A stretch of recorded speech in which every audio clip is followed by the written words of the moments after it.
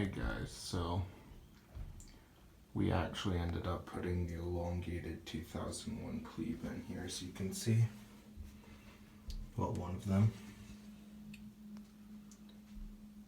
has pretty much unchanged hardware since the last time you saw it, because it was all working pretty well by my standards.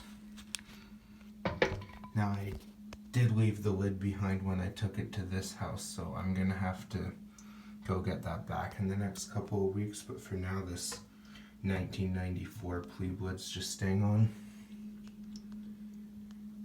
Here's all the parts and everything. Here's the manufacturing date. All that other good stuff.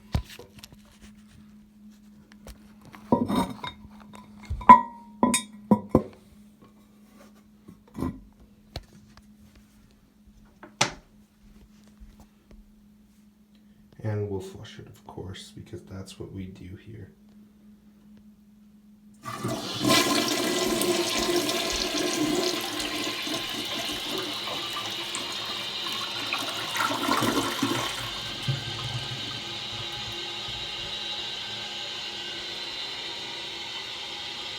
That's an awesome flush.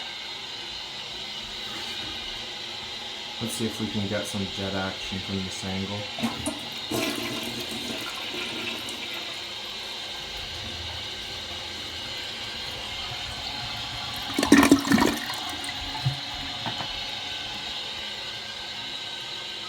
So yeah, I'm glad we were able to put this beauty in. That's all for this video, and I'll see you guys in the next one.